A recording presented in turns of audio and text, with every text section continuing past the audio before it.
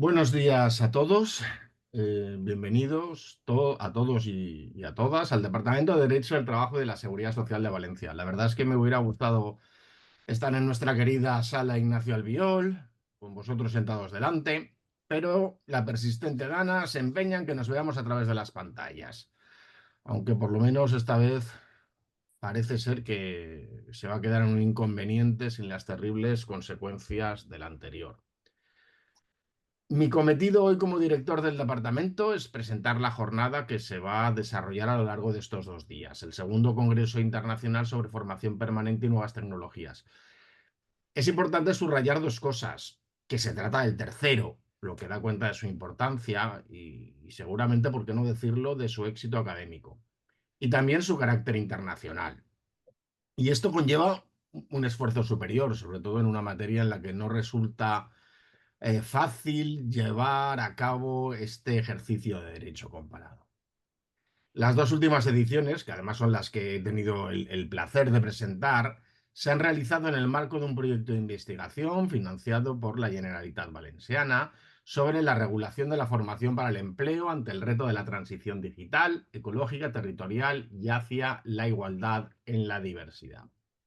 Este proyecto llega en diciembre a su fin, de ahí que muchos de los ponentes de este año, bueno, pues estén también de alguna manera en el proyecto realizando ponencias que tienen mucho que ver con la transferencia de los resultados de las investigaciones que se han ido llevando a cabo en este proyecto. Al frente del Congreso y también del proyecto de investigación está nuestro compañero Óscar Requena, un auténtico referente en esta materia, pues se dedica a ella ya desde hace unos cuantos años. De hecho, su tesis doctoral también tenía que ver con este tema. Óscar cerrará luego esta mesa inaugural desde Alacuás, una de las poblaciones afectadas por las inundaciones de hace 2 semanas, aunque no tanto como su vecina Aldaya, que fue literalmente anegada por las aguas desbordadas del barranco de la Saleta, el cual forma parte de la ya infame Rambla del Pollo. En fin, centrémonos en lo bueno que traen estas jornadas, que además de sus excelencias académicas son una buena oportunidad para reencontrarnos con colegas y amigos de diversos puntos del mapa mundi. Os reitero mi cálida bienvenida y cedo ahora la palabra a Quique Nores, que aunque, como es bien sabido, es compañero y community manager del departamento, Y jefe hoy está punto. aquí representando institucionalmente a la Facultad de Derecho. Quique, cuando quieras. Bien, buenos días.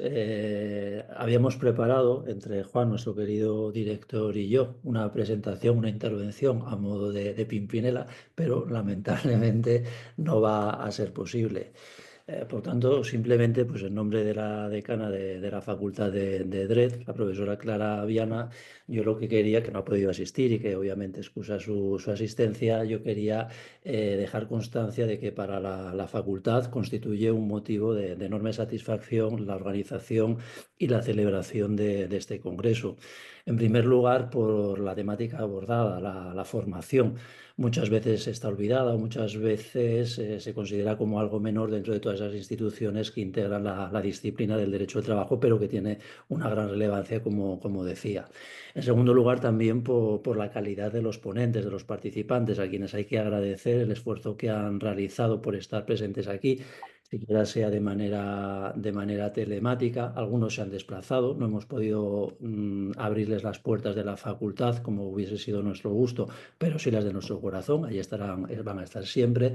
Y en tercer lugar, pues hay otro motivo que es, bueno, ahora hablará también el representante de la Facultad de Ciencias Sociales, en nombre de la decana Elena Mut, que el departamento pues, es un punto de unión, de vinculación entre las dos facultades y que normalmente pues, se trabaja muy a gusto. Hay una cuarta razón.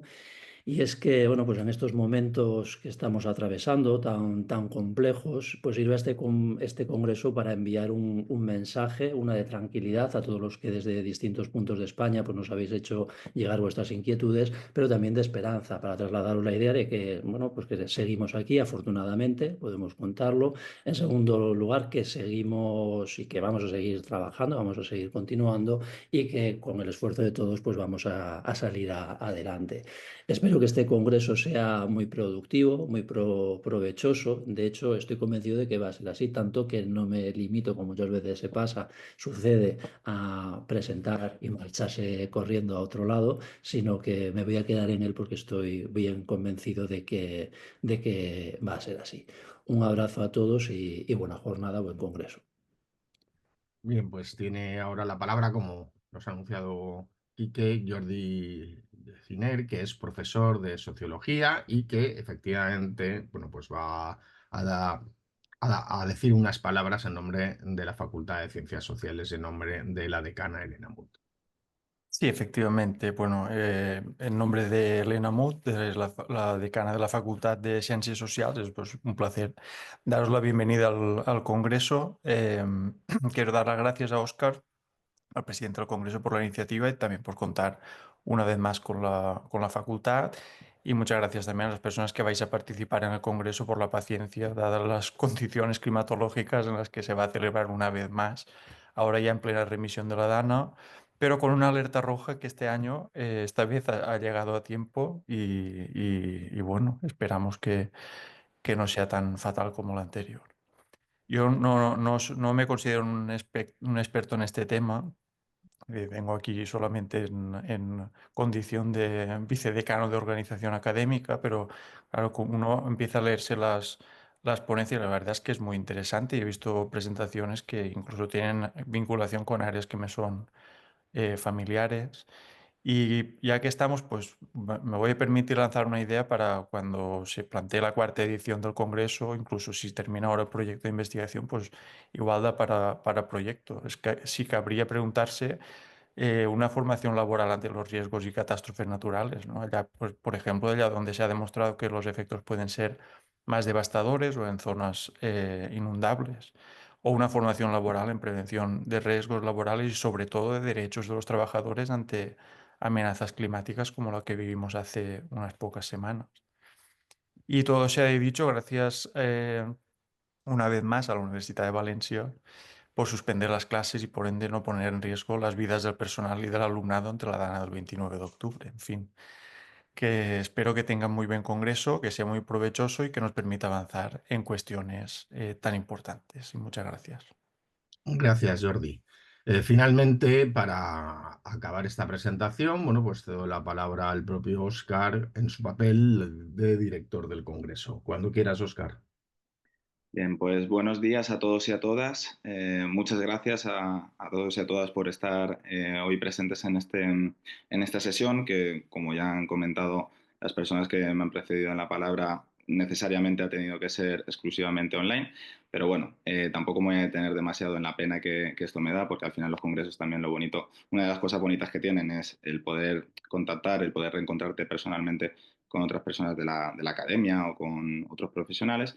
Pero en cualquier caso, también hay que ver el lado positivo y por lo menos podemos celebrarlo y sobre todo que se comparta el conocimiento, ¿no?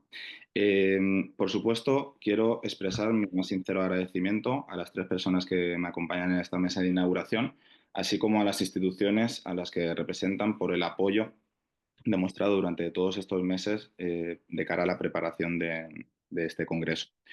Por supuesto, también he de resaltar la gran labor que ha realizado tanto la secretaria como el comité organizador de este congreso para que el mismo salga adelante.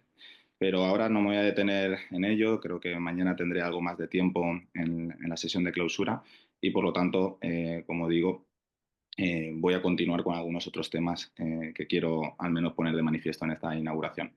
Una matización, yo creo que ya tanto el profesor Quique Nores como Jorge Giner lo han resaltado, pero bueno, el hecho de que aquí estemos cuatro hombres, que teniendo en cuenta que también se va a abordar la cuestión de género en este congreso, es por simple casualidad, es decir, estaban también invitadas las dos decanas de las dos facultades, pero por motivos de agenda no han podido asistir.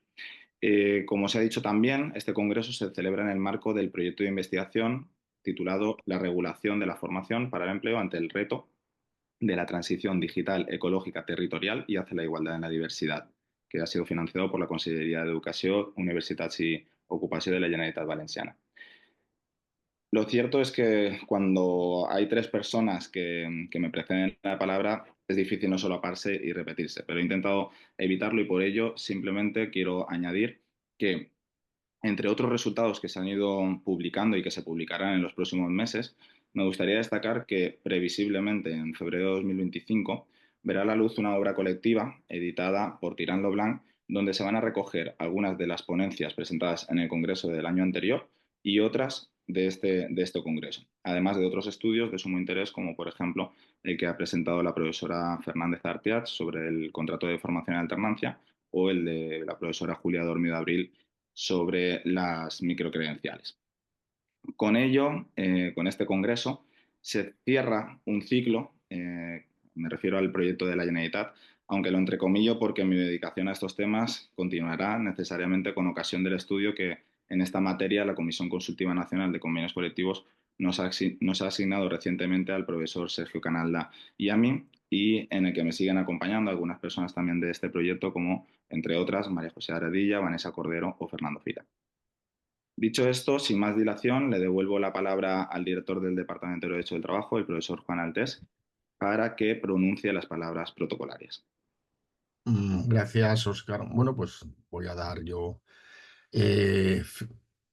formalmente inaugurado el Congreso, el tercer Congreso Internacional sobre Formación Permanente y Nuevas Tecnologías, la formación en el ámbito laboral. Y una vez inaugurado, bueno, pues ruego a los profesores Fernando Maruenda, Ferran Camas y a la profesora Alicia Villalba para, bueno, que nos digan si efectivamente están y poder comprobar si se les ve y escucha para ya dar paso a la primera mesa del Congreso.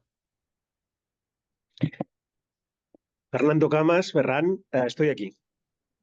Fernando Maruenda, también estoy aquí.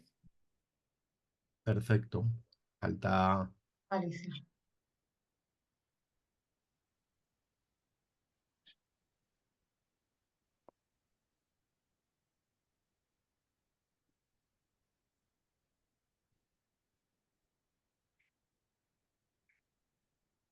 Esperamos a Alicia. Alicia, ¿en qué lugar habla?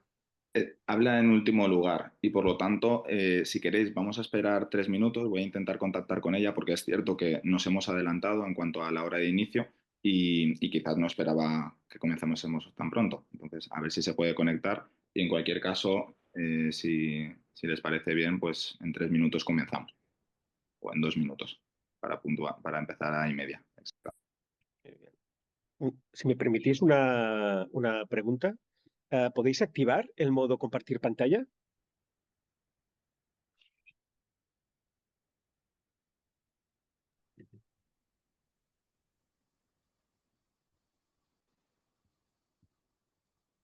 Tiene que hacerlo Oscar porque es el anfitrión. Estoy en ello. Ah, vale, digo, si no, cuando vuelva. Vale. A Fernando Maruenda ya se lo he concedido porque me lo ha solicitado y... Sí, yo ya tengo el permiso concedido. Vale. Y Recordeu grabar. Yo también, confirmado.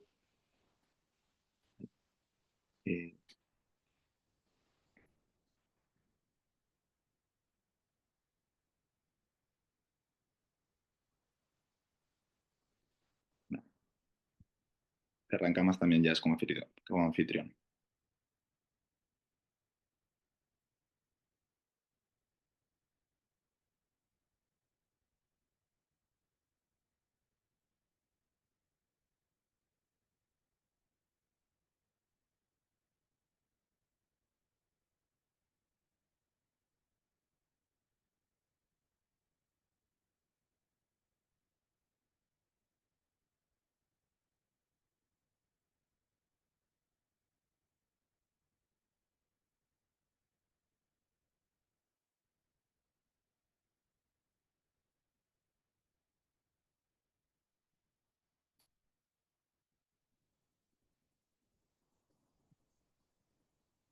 Bien, hola de nuevo. Ya he contactado con la profesora Alicia Villalba y simplemente es por unas cuestiones de conciliación que se iba a conectar 5 minutos más tarde, pero me ha dado permiso para que comencemos y por lo tanto, si quiere la moderadora, Andrea Papi, puede dar comienzo.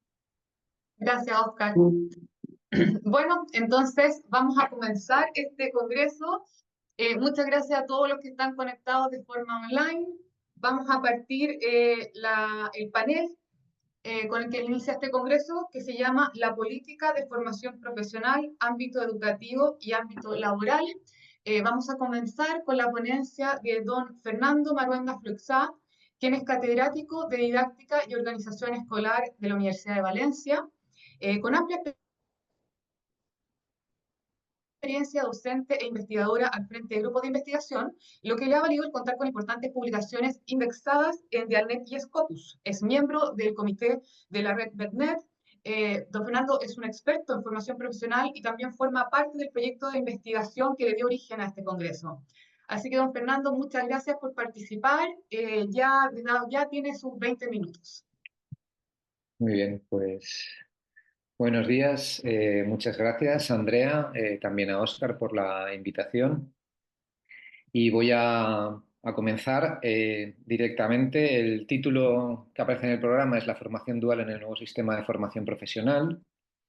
Y el subtítulo que me he permitido añadir y al que trataré de dar respuesta ¿es necesaria la formación dual? ¿Es oportuna? Y es posible, ¿no?, la formación.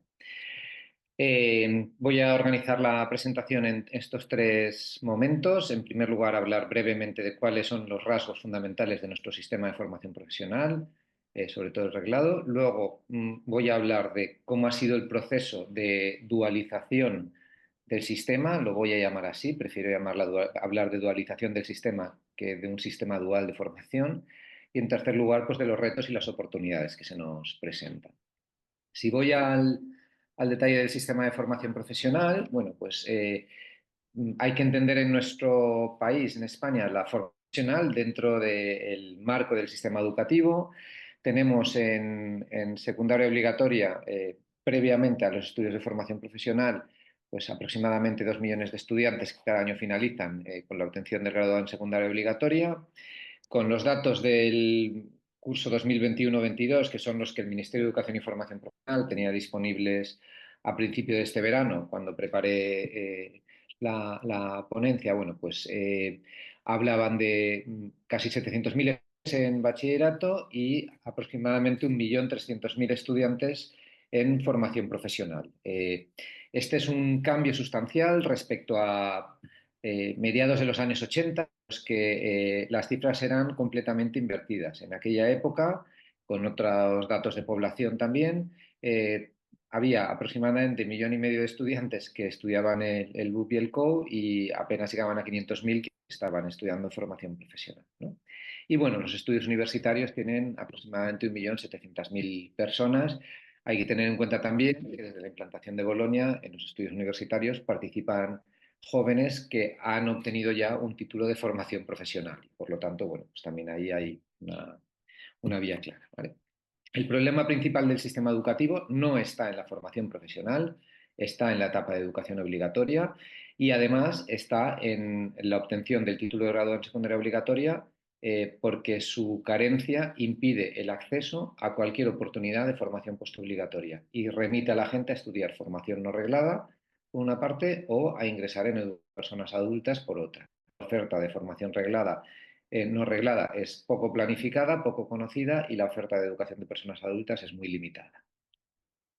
Si nos centramos ya en el sistema de formación profesional en sí, en el caso de la formación reglada, que es donde tenemos datos, porque para la formación reglada no hay esos datos disponibles por parte del Sistema Público de Empleo Estatal, bueno, pues la formación reglada llega a apenas 75.000 estudiantes que están cursando formación profesional básica, con diferencias regionales, porque hay algunas comunidades autónomas como la catalana que no tienen esta modalidad. En torno a 400.000 estudiantes que estudian grado medio y algo más de 500.000 que estudian grado superior, ¿no? Entonces lo que se ve es que hay más oferta y más cobertura cuanto más elevado es el nivel de la formación profesional y hay menos oferta cuanto menos elevado es, ¿no? Y en el caso de la formación no reglada tenemos tanto las cualificaciones profesionales reconocidas dentro del sistema, en el Catálogo Nacional de Cualificaciones Profesionales, como también, y esto es una anomalía que viene arrastrando España desde 2002, dado que en ese año, con la ley de aquel momento de formación profesional y las cualificaciones profesionales, se estructuró el marco de ese catálogo nacional de cualificaciones y el catálogo de modular de formación adscrita a esas cualificaciones, ¿no? Pues si has hecho el esfuerzo en organizar el marco, ¿por qué consiente el mismo legislador que haya formación no acreditable, ¿no? Cuando toda la formación tendría que ser acreditable? Y quizá las microcredenciales puedan ir un poco en esa línea, aunque por lo que yo he podido ver, de todas formas conoceremos más a lo largo del Congreso, bueno, pues parece que no va tanto en ese sentido. ¿Alguna cuestión más así de repaso histórico breve del sistema de formación profesional? En España tenemos hoy en día, en el año 2024, y eso la ley de 2022 no lo ha alterado, el mismo sistema de formación profesional que teníamos en 1970, que es un sistema escolar, no un sistema dual. Es un sistema en el que la formación discurre fundamentalmente en centros escolares. Es un sistema que gestiona el Ministerio de Educación. En los sistemas duales de formación profesional europeos, en Austria, en Alemania, en Suiza, en parte en Dinamarca, que tienen características y modalidades distintas, se trata de sistemas duales porque no son escolares, porque la escuela desempeña un papel subsidiario respecto al de las empresas. Ese no es el caso de España. Con la introducción del sistema escolar de formación profesional en España en 1970 se abolió el sistema de aprendizaje. Y los intentos de dualización desde el 2012 hasta la actualidad tratan de vincularse a ese sistema de nuevo, pero lo hacen esquivando lo que sería el debate principal al que luego me referiré, ¿no? Aun siendo un sistema escolar, no es un sistema exclusivamente escolar. Desde 1990, en el diseño de formación profesional reglada en España, la participación de los agentes sociales es muy destacada, es muy relevante. Desde 1990 no puede haber ninguna empresa en España que diga la formación profesional que ofrece el sistema escolar no responde a nuestras necesidades, porque si alguien lo está diciendo, está hablando de su propia negligencia. Porque el diseño de los títulos de formación profesional se hace en comisiones en las que participan representantes de las empresas del sector y de los trabajadores, las trabajadoras del sector, ¿no? Y luego, además, su participación no es solo en el diseño de los títulos, sino también en la impartición de formación. Hay una asignatura, formación en centros de trabajo, que consiste en prácticas en empresa. Y, por lo tanto, aun siendo un sistema escolar, desde 1990, todo el alumnado de formación profesional reglada necesita cursar una asignatura en la empresa. Por lo tanto, no es un sistema exclusivamente escolar. En el año 2002, con la Ley de las Cualificaciones y la Formación Profesional, se estableció ese marco nacional de cualificaciones. En el año 2012, sin alterar el sistema, se introdujo un Real Decreto sobre formación profesional dual, un Real Decreto atípico, porque es un Real Decreto firmado por el ministro de Educación en aquella época, que era José Ignacio Wert, pero que trataba de regular dos cuestiones. Por una parte, la formación dual en el sistema reglado, que era su competencia, y por otra parte, la formación dual en los contratos de aprendizaje, que era competencia del Ministerio de Trabajo. Y el Ministerio de Educación no podía regular las competencias del Ministerio de Trabajo. Por eso, la parte del Real Decreto que afectaba a la escolar se desarrolló y la restante. En el año 2022 se aprobó una nueva ley para la integración de los subsistemas de formación profesional. A diferencia del año 2002, en el año 2002 gobernaba en España el PP de absoluta. Aprobó ese mismo año 3 leyes educativas, una ley de universidad, una ley del sistema educativo y una ley de formación profesional. Cuando hubo un cambio de gobierno en el año 2004 se reformó la ley de universidades, se interrumpió la ley del sistema educativo porque no había llegado a desarrollarse de ninguna manera y se mantuvo la ley de formación profesional porque había sido una ley consensuada. Y esa es una característica que ha afectado al sistema de formación profesional a diferencia del resto del sistema educativo durante todos estos años. La ley de 2022, sin embargo, no contó más que con la aprobación del Gobierno y sus socios y la abstención del Partido Popular y de Vox. Como decía, sintetizando, el sistema de formación profesional en España es de base escolar, pero no es a tiempo completo. Entre una quinta parte y una tercera parte del currículum, del tiempo de la formación, es mediante prácticas en empresas, en esa asignatura que se llama formación en centros de trabajo, y el diseño de los títulos se ha ido elaborando desde 1990 por comisiones tripartitas. La característica fundamental del sistema de formación profesional reglada desde el año 2002 hasta la actualidad, incluso desde previamente, ¿no? Ha sido el consenso, que pues es atípico y extraordinario.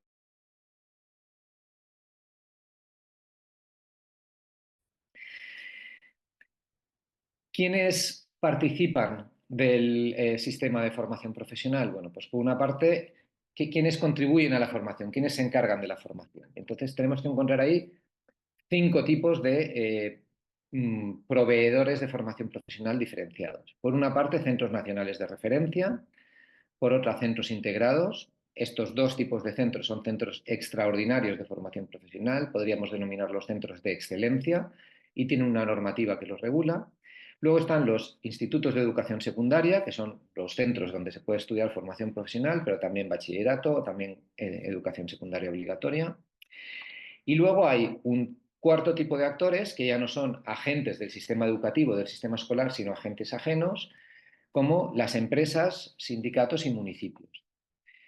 Municipios que realizan formación profesional, fundamentalmente formación profesional básica. Pues el caso del municipio de Alaquàs, que hemos mencionado anteriormente, es uno de estos. Durante muchos años ha tenido un centro, el Francesc Ferrer Tomàs, que era un centro de referencia en lo que era toda l'Horta Sud para formación.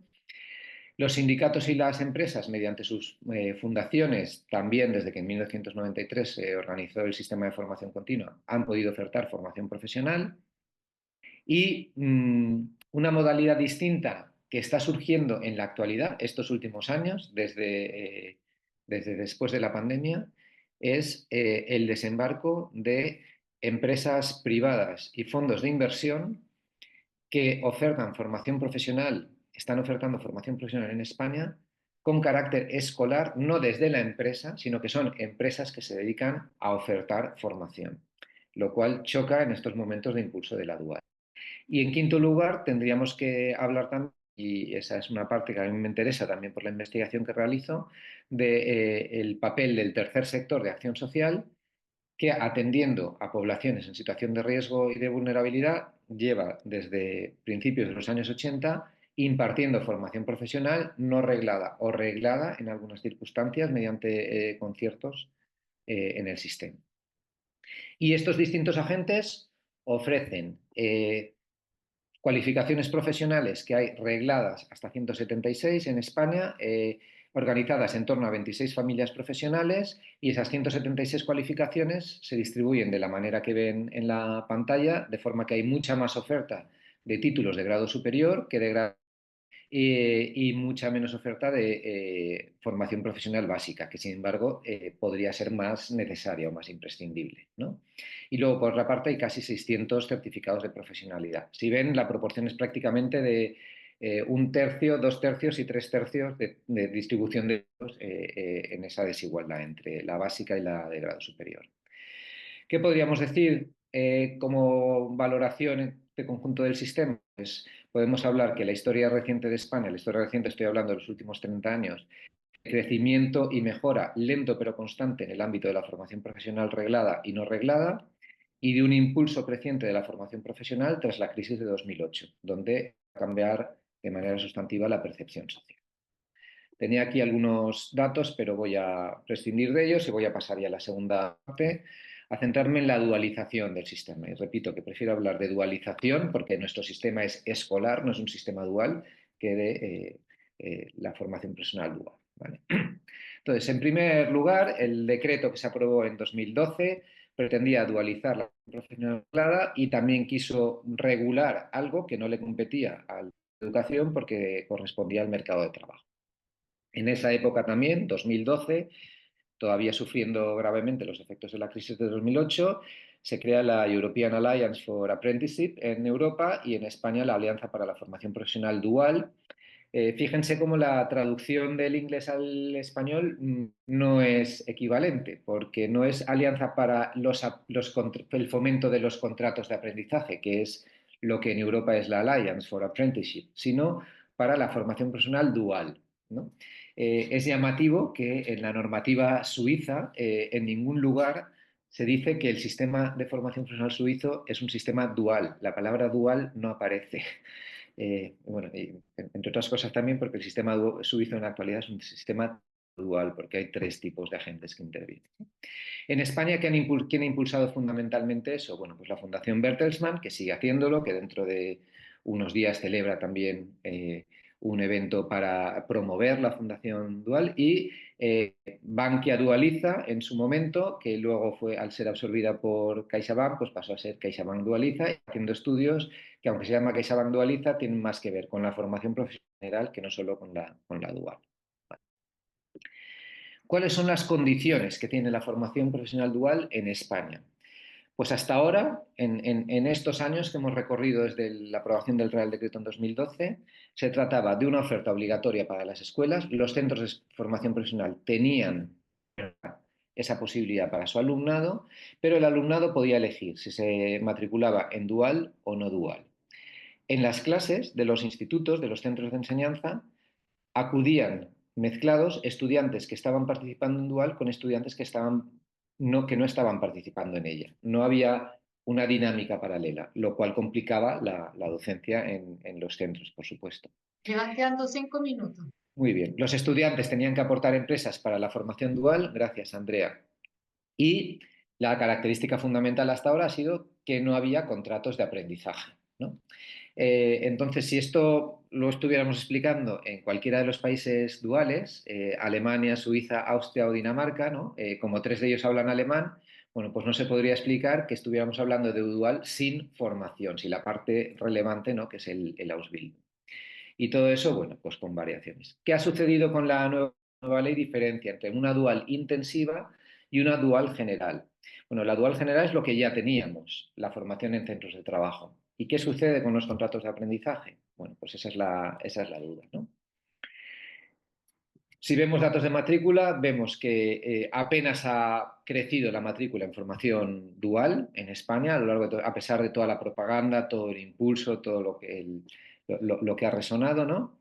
Y lo curioso de la ley de 2002 es que impulsa la formación profesional dual por ley, lo cual resulta también muy chocante en los sistemas duales, porque allí no son las leyes, sino que son los agentes sociales los que han impulsado la dual y los que la han pedido. En España, en 2012, nadie pedía formación dual, se pedía mejorar la formación profesional, ¿vale? Y esa dualidad que diferencia entre la dual general y la dual intensiva, la dual general es nos quedamos como estamos, la dual intensiva lo que requiere es que más del 30% de los resultados de aprendizaje del currículum sean adquiridos en la empresa y que más del 35% del tiempo de formación transcurra en la empresa. Condiciones difíciles de cumplir y por lo tanto son esas las que se asemejan al 4% de estudiantes que han estado matriculados en dual, ¿no? Voy a pasar también aquí y voy a hablar de los retos y las oportunidades en estos 4 minutos que me quedan, ¿vale? ¿A dónde va la dual en España? ¿Hasta dónde va a llegar? ¿Está triunfando? Podríamos decir que sí que está triunfando porque en el discurso y en el debate público la formación dual ha venido para quedarse, ¿no? Ha resistido, está ahí planteada.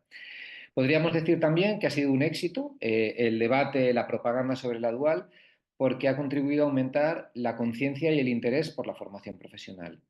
Lo que no tengo tan claro desde mis lecturas, mis estudios, mis investigaciones es que el prestigio de la formación profesional en España haya mejorado gracias a la dual o haya mejorado incluso sin la dual, ¿no? O a pesar de la dual. ¿Y qué sucede con los contratos de aprendizaje? Se quedan al margen de la formación dual, incluso en este congreso, ¿no? Educación y empleo los vamos a seguir tratando en paralelo. Esa no es la idea de la nueva norma, sino que haya una integración. Y una integración es un entendimiento correcto entre los dos ministerios. El entendimiento correcto es un entendimiento mejor incluso que el que la actual administración autonómica, donde están integrados bajo el mismo departamento, ¿no? bajo la misma consejería, sin embargo siguen funcionando en paralelo. Entonces eso es algo que habría que tratar de corregir, ¿no? ¿Y las empresas? ¿Se están comprometiendo las empresas con la dual? Los datos que anuncia la Alianza Española por la Formación Profesional Dual hablan de en torno a 2.000 empresas que están claramente comprometidas en la dual. 2.000 empresas en España, donde tenemos más de 3 millones de empresas. ¿Qué significa eso, ¿no? ¿Qué alcance tiene? ¿Cuál es la problemática, ¿no? Y vamos a seguir teniendo contratos de aprendizaje en los que no se vigile la formación que tendría que impartirse. El contrato de aprendizaje haya la posibilidad de obtener una titulación, que es lo que sí que sucede en los sistemas duales. En segundo lugar, ¿es la dual en España una oportunidad? ¿Para quién es esa oportunidad? Pues si miramos a los datos de quiénes son las y los estudiantes que se han estado matriculando en formación dual en estos años, son estudiantes con experiencia, que tenían capital social, relaciones, destacados, excelentes, con buenas notas, ¿no? Y por eso hay también más dual en formación de grado superior. ¿Por qué no hay apenas dual en formación profesional básica o en escuelas de segunda oportunidad, en la formación que se imparte desde el tercer sector? Que sería donde más necesario sería, porque son estudiantes que necesitan un tipo de aprendizaje más práctico y menos académico, ¿no? ¿Y por qué no hay dual para quienes cursan formación no reglada? Y seguimos funcionando con las prácticas no laborales de 60 horas, de 100 horas de duración, que es un elemento atípico, ¿no?, dentro de nuestro sistema si miramos al contexto internacional, ¿no? Entonces, estamos ofreciendo dual para aquellas estudiantes que tienen más empleabilidad. ¿Es por lo tanto la dual una opción de élite? ¿Y es viable la dual en España? ¿No? Desde la perspectiva de los centros escolares, si seguimos mezclando en los mismos grupos a estudiantes que están cursando dual, que son una minoría, con estudiantes que no están cursando dual, ¿cuál es el impacto que eso puede tener sobre las clases de formación profesional? ¿Cuál es el impacto? ¿Cómo se podrían beneficiar los estudiantes que no están en dual de la experiencia que aporten a las clases los estudiantes que sí que están en dual, ¿no? ¿Cómo afecta eso a la docencia? Si yo tengo 5 días a la semana a un grupo de 14 jóvenes que vienen los 5 días, pero hay 2 días en los que vienen otros dual, ¿no?, intensiva. ¿Cómo hago con ellos? ¿Cómo afecta eso a mi organización del trabajo, ¿no? Y cómo afecta al aprendizaje en su conjunto, ¿no? Y si miramos a las empresas en vez de a las escuelas, ¿no?, ¿qué hace una empresa que tiene estudiantes de dual intensiva con estudiantes de dual general? Que tiene un estudiante que está en FCT y a un estudiante que está en dual. ¿Les da tareas distintas? ¿Les forma de manera distinta? ¿O los trata de la misma manera? Porque al fin y al cabo son estudiantes, ¿no? Ya nos encontramos con ese dilema en ocasiones cuando en una misma empresa tienen a estudiantes en prácticas que vienen de un ciclo de grado superior y de un grado universitario, ¿no? Y igual están haciendo el mismo desempeño. Eso no es apropiado, ¿no? ¿Y qué hacemos con las diferencias entre comunidades autónomas? Que es uno de los problemas fundamentales que tienen, por ejemplo, en el sistema de formación profesional SUIF, ¿no? Y si quisiéramos de verdad hacer dual en las empresas, ¿estamos en condiciones de hacer como hacen en Alemania, en Austria, anunciar en el mes de febrero cuántas plazas vacantes de formación para contratos de aprendizaje para dual van a tener para el curso próximo? Finalizo ya. ¿Es necesaria la formación dual en España, ¿no? Bueno, pues podríamos decir que el aprecio y el prestigio de la formación profesional ha mejorado en España, incluso sin la dual. Hay un acuerdo social y un reconocimiento social mayor que el que había antes. Las empresas y los centros de formación profesional tendrían que empezar a hacer trabajo de análisis de costes y beneficios y considerar la formación como una inversión y no como un gasto, ¿no? Tendrían que ser capaces las empresas de ofertar plazas, de hacer una previsión de plazas y anunciarla con tiempo. En los centros educativos se tendría que pensar más en la alternancia y no solo en la dualidad, ¿no? Y fundamentalmente explorar el potencial que tienen los contratos de aprendizaje para obtener una cualificación y para mejorar el reconocimiento del sistema de formación profesional. Muchas gracias por su atención. Muchas gracias a ti, Fernando. Nos dejas ahí varias preguntas a las cuales sería importante ir profundizando. Bueno, ahora vamos a continuar con el panel. Vamos a dejar las preguntas para el final, si les parece bien. Y ahora continuamos con don Ferran Camas Rodas, quien es catedrático de Derecho del Trabajo y Seguridad Social y director de la Cátedra de Inmigración, Derechos y Ciudadanía de la Universidad de Girona. Es miembro de la Red Europea de Expertos en Derecho de Igualdad de Género y No Discriminación. Tiene publicaciones sobre la temática de formación profesional y formación para el empleo, y también realizó una ponencia en el Congreso Nacional de la Asociación Española de Derecho del Trabajo y de la Seguridad Social sobre esta temática, porque hoy nos viene a hablar sobre la formación profesional, una atención especial a la formación en el trabajo. Muchas gracias, Ferran. Te dejo ahora tus 20 minutos. Muchas gracias, Andrea. Espero que se me oiga bien. Yo os oigo y os Perfecto. veo perfectamente. Para empezar, quisiera felicitar al profesor Óscar Requena como director de este congreso, también a la señora Talita por las facilidades que me ha dado para participar.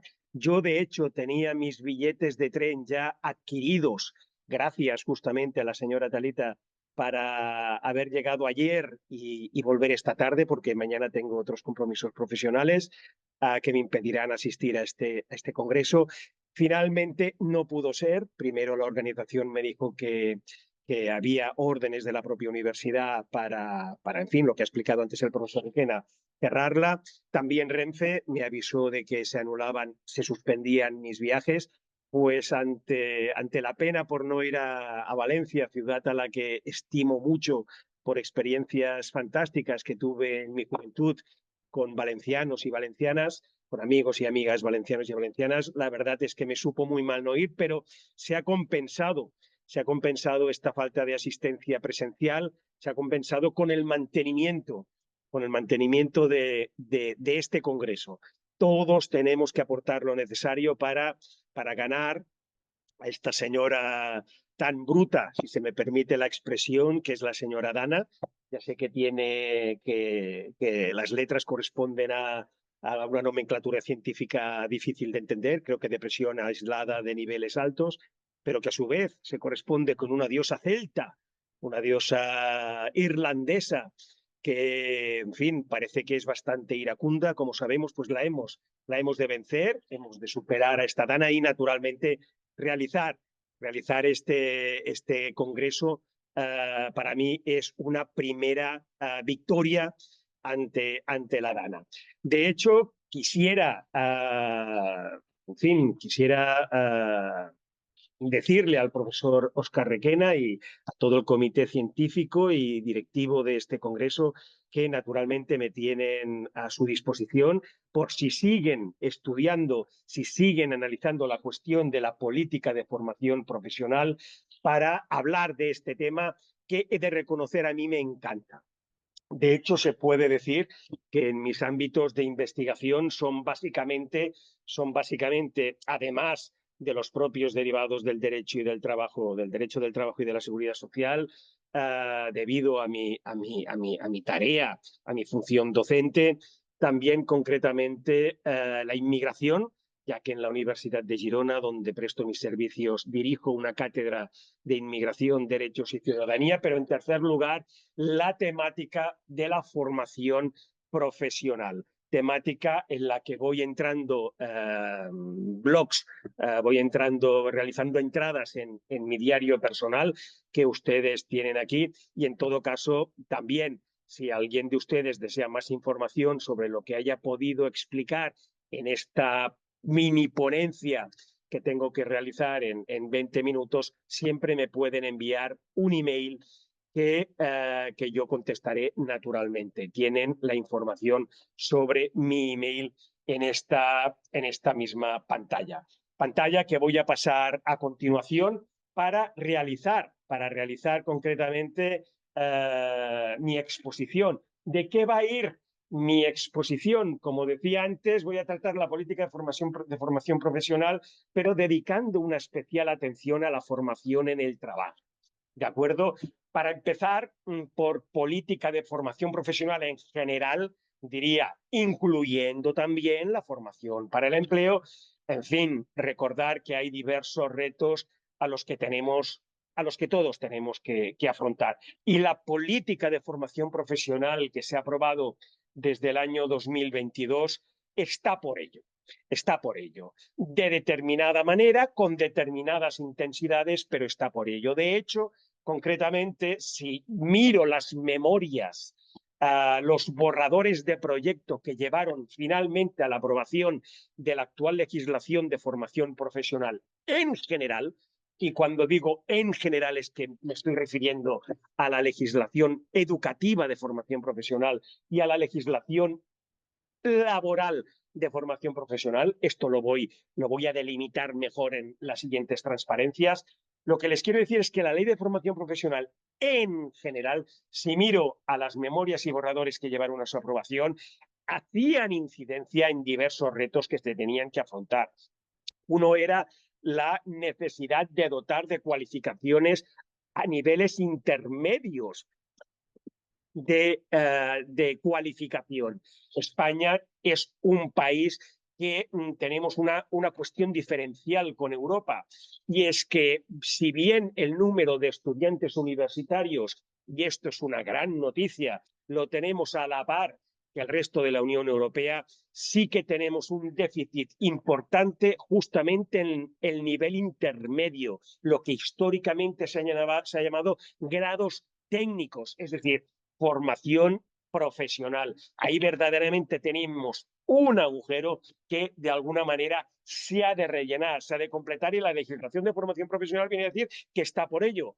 En todo caso, también tengo que apelar a lo que diversos informes están diciendo últimamente, por ejemplo, el informe Draghi, que se ha publicado en junio de este año sobre competitividad en Europa, que recuerda que la entrada de procesos tecnológicos como la inteligencia artificial puede afectar mucho a niveles cualificadamente altos de personal, es decir, también a niveles directivos en las empresas. Esto hace, en fin, que la cuestión de la formación deba tener una importancia trascendental. Y atención, sin olvidar también, y aquí no quiero pasarlo por alto, la necesidad de reformular las políticas universitarias. Muchas personas que me están siguiendo, por cierto, con un éxito muy importante que muestra lo importante de este congreso, me parecía leer 65 personas en total, enhorabuena a los organizadores. Atención lo que están diciendo algunos informes que vienen a decir que sí, que con Europa concretamente estamos a la par en número de estudiantes, pero atención, nos estamos quedando atrás en determinadas competencias.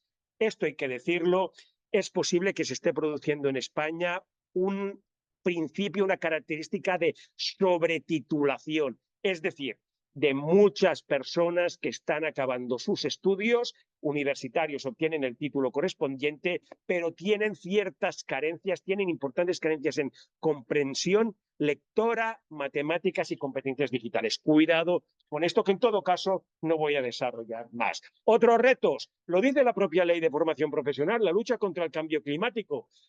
Cuidado, que esto lo dice en la exposición de motivos. Después en el articulado habla de promover formación en materia de transición ecológica. Creo que esto se le ha de dar una importancia que ya viene que ya viene diseñada en la propia ley. Pero atención, además de la transición ecológica y naturalmente digital, el proceso de transformación tecnológica que estamos asistiendo y que va a ir a más con los nuevos procedimientos de inteligencia artificial, se unen concretamente la necesidad de promover la formación permanente a lo largo de la vida, la necesidad de que todas las personas se formen desde la cuna hasta la tumba, en parte derivado por un proceso de envejecimiento demográfico que en España es galopante.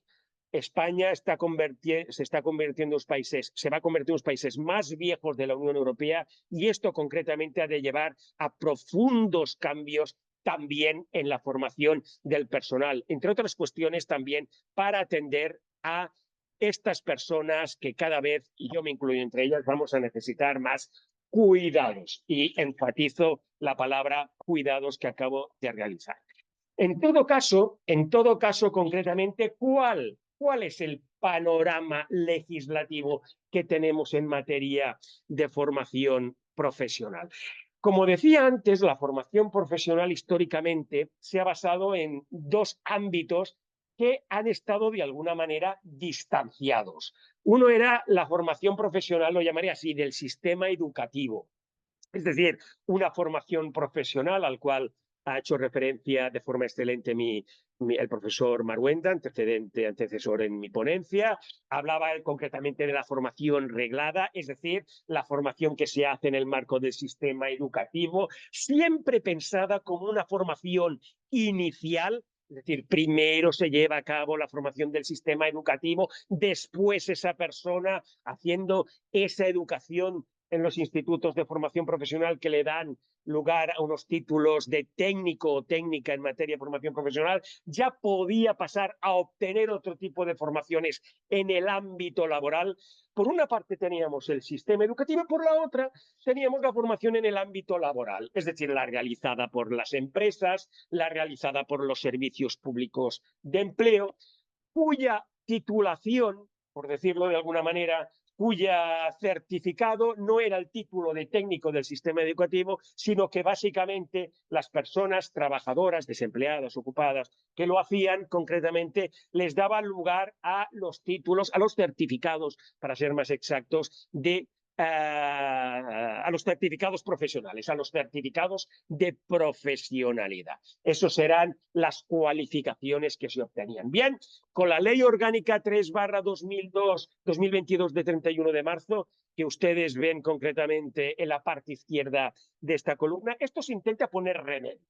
Se trata de una ley orgánica, a la del año 2022 de ordenación e integración de la formación profesional, que, como bien dice, intenta ordenar los estudios de formación profesional, incluyendo tantos los del sistema educativo como los que tradicionalmente venían siendo aplicados en el sistema laboral, intenta integrarlos ante unas mismas instituciones o organizaciones, ¿de acuerdo? Intenta integrarlos bajo una misma, y ya lo voy a decir ahora, administración competente que se la da de entrada al sistema educativo, al Ministerio de Educación, y como dice su artículo 1, intenta unificar toda la formación profesional en un único sistema, el sistema de formación profesional.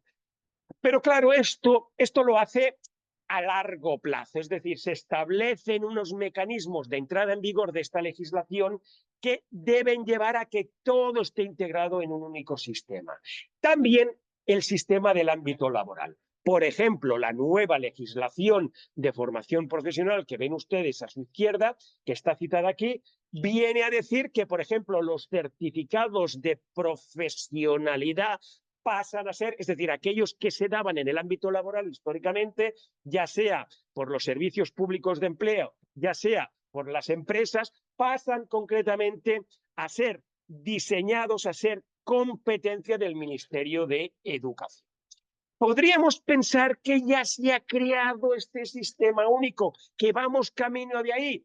Pues yo he de decir concretamente que las últimas legislaciones que están apareciendo matizan esta afirmación. Y en este sentido he de hacer referencia a una ley muy importante, la Ley 3/2023 de 28 de febrero, que ustedes ven diseñada en la columna derecha de esta transparencia.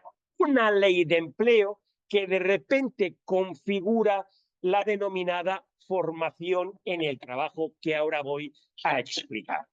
La cuestión de interés, en todo caso, para mí, es que la legislación de formación profesional sigue previendo que solamente haya una formación profesional, que se integre las diferentes ofertas de formación profesional en un único sistema, y lo que yo creo que va a pasar es que vamos a asistir a este paquete global de formación profesional, pero atención, con una isla, con un ámbito específico, que es el de la formación en el empleo, que va a complementar, que va a ayudar a este sistema íntegro de formación profesional.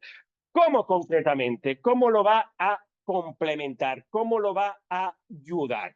Lo va a ayudar a través de un sistema de formación en el trabajo diseñado en la Ley de Empleo, un sistema, ya lo dice, atención, el propio artículo 33 de la Ley de Empleo, sistema de formación en el trabajo, lo que, por cierto, desquicia mentalmente un poco, porque pensaba, ¿no tenemos ya por la Ley de Formación Profesional del 2022 un único sistema ordenado, integrado, único de formación profesional? Bueno, me viene la Ley de Empleo y me dice que hay otro sistema de formación en el trabajo. Antes de discutir si hay dos sistemas o no, ¿de acuerdo? Dos sistemas que puedan establecer sus propias reglas. Yo sigo pensando que hay un único sistema de formación profesional, eso sí, con un subsistema, con unas reglas específicas en el ámbito de la formación en el trabajo. ¿Pero de qué va esto de la formación en el trabajo? El sistema de la formación en el trabajo primero se configura como una política de empleo. Una política de empleo en la cual las personas trabajadoras y desocupadas, generalmente en la formación en la empresa y en la formación en los servicios que les pueda dar los servicios públicos de empleo, para mejorar sus competencias profesionales y así insertarse mejor en el mercado de trabajo.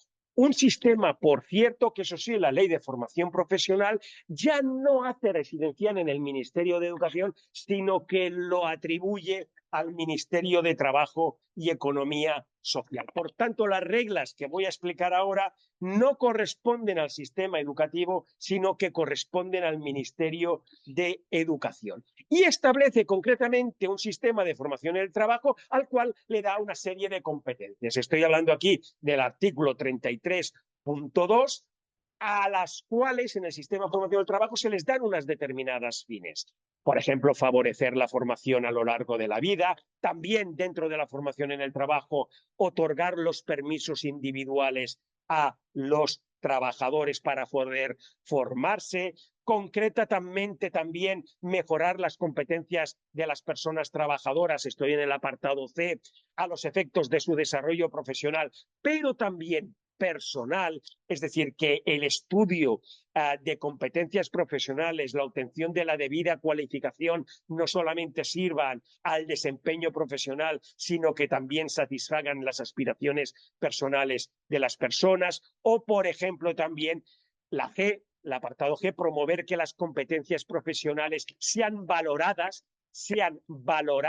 conforme a lo que establezca la negociación colectiva. Atención, proceso de valoración que después dará pie a que sean acreditadas en el marco de la formación educativa para que las personas puedan seguir sus itinerarios correspondientes para realizar otros estudios, otros cursos de formación profesional, o también, como dice el apartado H, facilitar un empleo de calidad y movilidad laboral. Es decir, que a través de la realización de diferentes formaciones las personas puedan ir cambiando de trabajo. En todo caso, me voy a centrar no tanto en los fines de la formación en el trabajo como política de empleo, sino que lo que yo considero que es básico, que es esencial en la ley de empleo cuando habla de la formación en el trabajo. Se está refiriendo concretamente a que la formación en el trabajo es un servicio garantizado para las personas demandantes de los servicios de empleo, ya sean ocupadas, ya sean desempleadas. Atención, se trata de un servicio garantizado. Es curioso, si uno concretamente mira la ley de empleo, se dará cuenta enseguida de que repite la palabra garantizar en el artículo 56, porque dice concretamente, se garantizará que los servicios de empleo garanticen la formación en el trabajo. ¿Qué es lo que nos está diciendo con esta anáfora, con esta repetición continua de garantizar la realización de formación en el trabajo? Que para los servicios públicos de empleo en particular, pero también con aquellas entidades que colaboren con los servicios de empleo, entidades privadas también, es un deber formar en el trabajo. Es un deber realizar acciones de formación en el trabajo. De hecho, concretamente se establece en el apartado 56.1d, como ustedes ven aquí, que ante la realización del perfil de cada persona a través de un expediente único en los servicios de empleo, se establecerán aquellas acciones formativas que redunden en beneficio de la persona y del mercado de trabajo.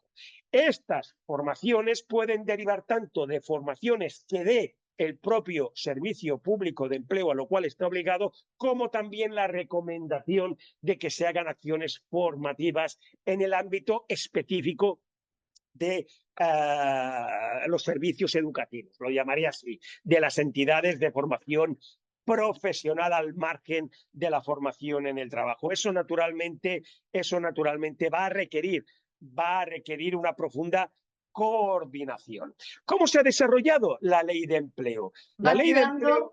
3 minutitos. 3 minutitos, muchas gracias, Andrea. Cuando uno concretamente habla de un tema que le gusta, a veces puede salir mejor o peor, pero puedo asegurar que se lo pasa muy bien, más aún con esta gran presencia de alumnado. Voy a ir acabando, Andrea, muchas gracias. De hecho, creo concretamente que me faltan 2 transparencias. Lo que les quiero decir es que, atención, en desarrollo de la ley de empleo, este mismo año se ha aprobado el Real Decreto 438 de 30 de abril de 2024 que establece la cartera común de servicios del Sistema Nacional de Empleo y concretamente lo que nos viene a decir es, atención, lo siguiente. Primero, que los servicios públicos de empleo deben proporcionar una formación en el trabajo de acuerdo a las necesidades de personas, empresas, contemplada en un catálogo que se llama Catálogo de Especialidades Formativas, catálogo competencia del Ministerio de Trabajo, catálogo que dará lugar a que una persona obtenga una acreditación parcial que se podrá acumular a otras formaciones que haga y con eso seguir las vías, los grados, las titulaciones del sistema de formación profesional en general. Hay que diferenciar bien los tipos de instrumentos que nos da la legislación de formación profesional, para empezar el Catálogo Nacional de Estándares de Competencias Profesionales, a las cuales podrá acceder toda persona haciendo cualquier tipo de acción de formación profesional, por ejemplo, en el sistema educativo, pero también hay que tener en cuenta este catálogo de especialidades formativas. Atención, catálogo de especialidades formativas por la cual se podrá obtener un grado, un nivel de acreditación parcial o acumulable. No se obtendrá un certificado de profesionalidad, porque el certificado de profesionalidad es del sistema educativo. Se obtendrá una parte, si se me permite, del certificado de profesionalidad por el cual el trabajador pueda seguir sus estudios. Vuelvo a insistir en la importancia de la formación a lo largo de la vida. Tema de gobernanza necesario. Los servicios de empleo, cuando lo consideren oportuno, deben poder ofrecer a la persona o dirigirle a cursos de formación que se hagan en institutos de formación profesional, por ejemplo. Y para eso será absolutamente necesario una coordinación con los sistemas de formación profesional. Y finalmente iré acabando, atención. Los servicios de formación profesional tienen por finalidad promover la adquisición efectiva y el incremento sensible de competencias complementarias.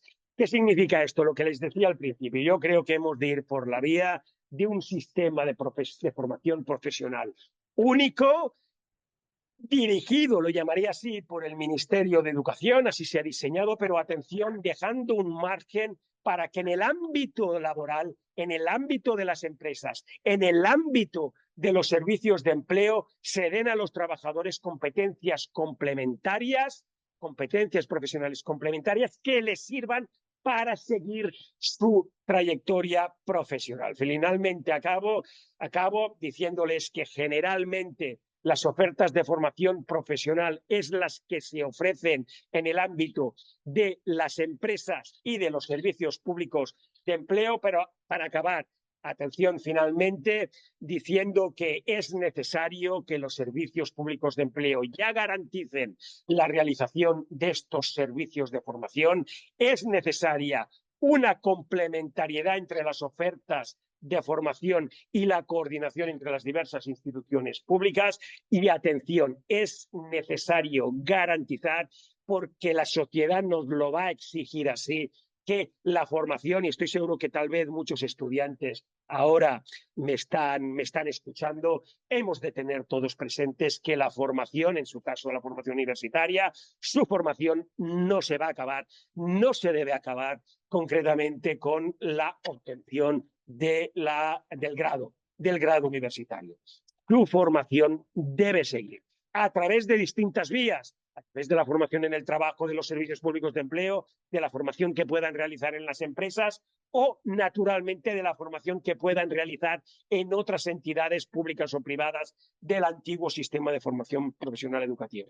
Pero su formación debe continuar y por ahí estaría todo este entramado de nueva legislación de formación profesional para favorecer la transición, para favorecer el recorrido de estas formaciones. En fin, ha sido un placer estar con ustedes y quedo a su disposición por si quisieran hacer algún comentario o alguna pregunta más posteriormente. Muchas gracias por su paciencia.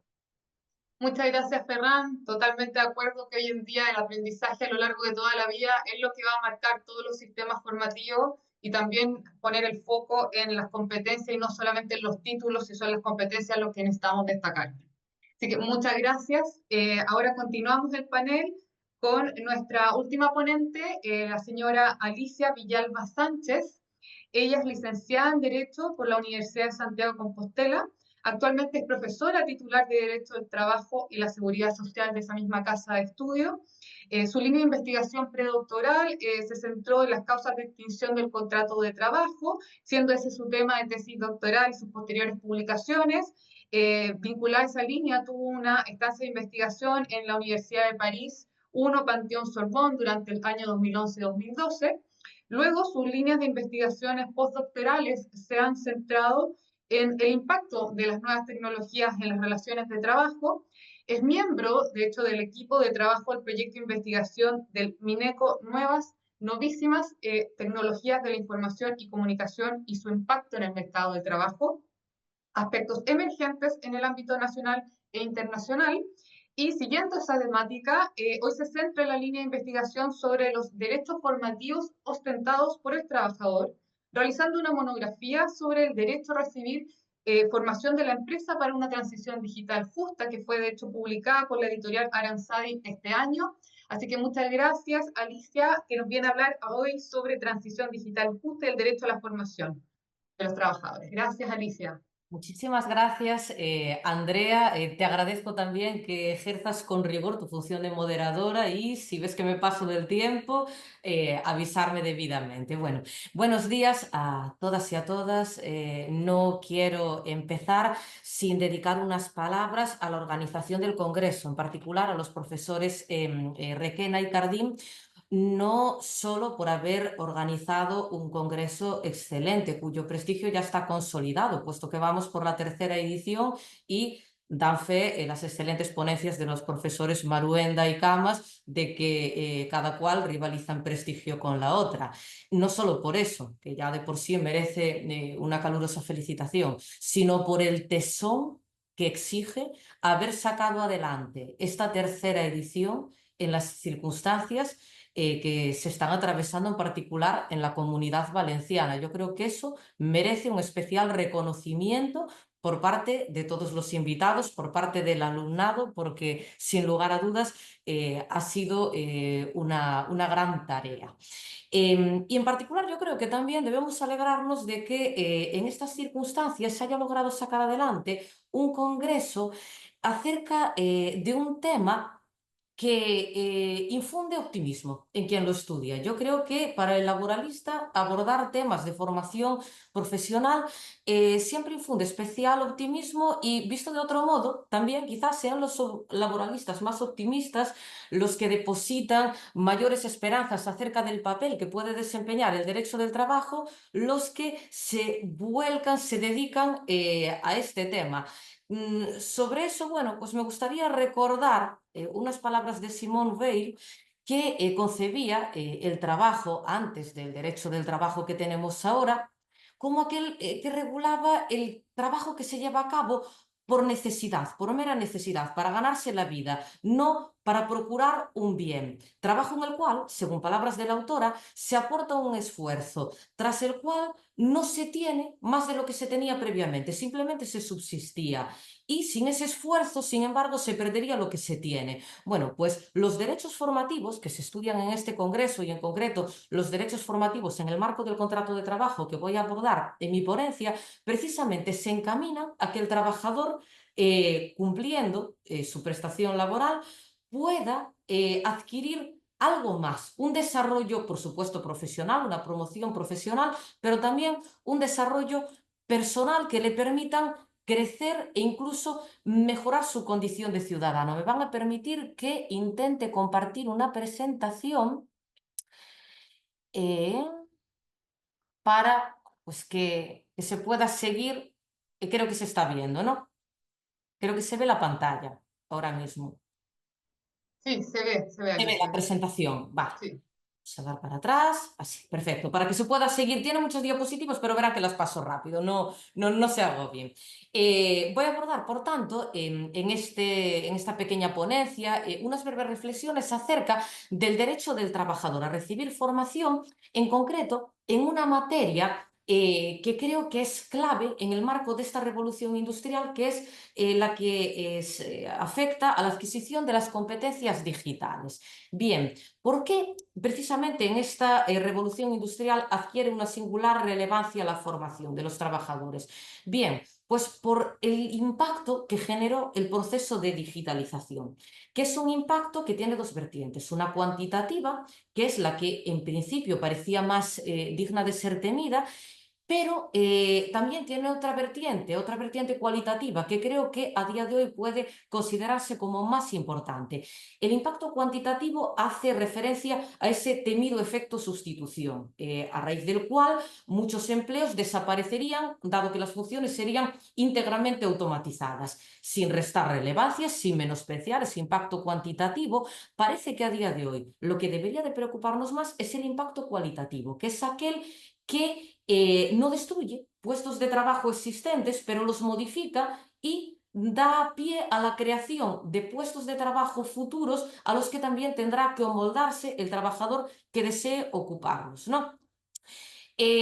Por tanto, bueno, pues tenemos un proceso, estamos atravesando un proceso en el cual no disfrutamos de una automatización de funciones meramente rutinarias, tediosas, dando más margen a funciones creativas, por ejemplo, sino que asistimos a un proceso de automatización que a veces se desarrolla de manera inversa. Por ejemplo, a través de la inteligencia artificial generativa se llegan a sustituir funciones creativas, mientras que a su vez se generan puestos de trabajo con funciones repetitivas, como por ejemplo los que tienen que ver con el entrenamiento de algoritmos, o incluso trabajos manuales que se ejecutan bajo una dirección algorítmica, ¿no? Invirtiendo ese proceso en el cual, bueno, pues se creía que el ser humano tendría más margen para la dirección, para la creación.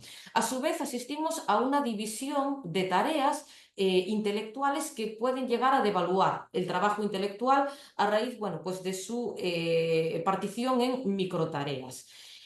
A su vez, esta dirección algorítmica, a su vez, entraña otro tipo de riesgos que tienen que ver con su opacidad, con su carácter imprevisible o indescifrable para el trabajador e incluso con el riesgo de que encubran prácticas discriminatorias. A tal efecto, conviene recordar el dictamen del Comité Económico y Social Europeo de 2018 que al fin y al cabo recuerda que la dirección algorítmica, los algoritmos no son en muchas ocasiones más que opiniones disfrazadas de matemáticas, porque parezcan más asépticos, no entrañan un menor riesgo. Bueno, pues esta gobernanza por los números a la que aludía Supió y que impregna toda la estructura profesional requiere tanto para la permanencia en el empleo, como para incrementar la empleabilidad de las personas trabajadoras, como para hacer que el trabajo se desarrolle en condiciones mejores, más seguras para un mayor bienestar laboral,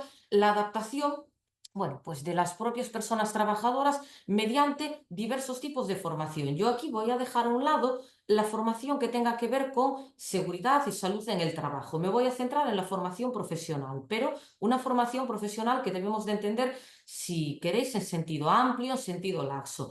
Aludimos tanto a la formación profesional en sentido estricto, como a la formación profesional en sentido amplio que conlleva la adquisición de todas las competencias que permitan adaptarse a esa dirección algorítmica del trabajo e incluso me gustaría hacer mención a la formación en ciberseguridad, que es aquella formación que permite a los trabajadores hacer un uso responsable de los instrumentos digitales a fin de evitar sanciones disciplinarias y también a fin de proteger no solo al propio trabajador, sino a la empresa ante riesgos que a día de hoy se ciernen sobre ellas y también sobre las administraciones públicas. Bien, esto afecta, digamos, al contexto en el que estamos a día de hoy, justifica el tema de estudio. La hipótesis de la que se parte en este trabajo y de la que partía también en mi monografía era la de señalar a la empresa como proveedora idónea de formación en competencias digitales.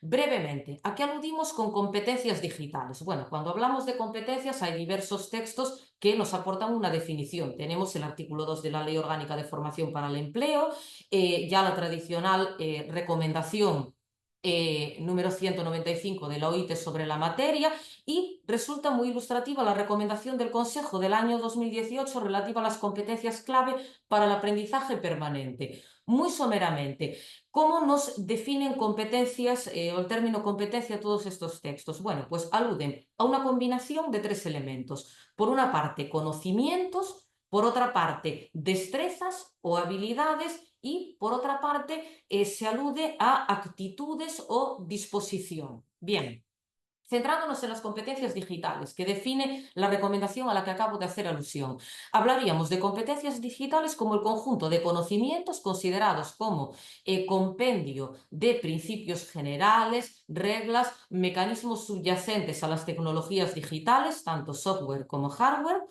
En cuanto a las capacidades, hablamos de habilidad para sacar provecho a esos conocimientos teóricos, para aplicar esos conocimientos teóricos, lo que requiere comprender qué funcionalidades tienen y estar al corriente de las oportunidades que ofrecen y de los riesgos que plantean. Y en cuanto a la actitud, se refiere fundamentalmente a la disposición del trabajador, que ha de estar abierto para aprovechar y utilizar esos instrumentos digitales, pero sin dejar de adoptar una actitud crítica y reflexiva acerca de los riesgos que entrañan, lo cual tiene que ver también con un planteamiento seguro y ético de el uso de estos instrumentos tanto por el trabajador como por la empresa. Bueno, pues para que esto sea así, tiene que desarrollarse una actividad formativa, ¿no?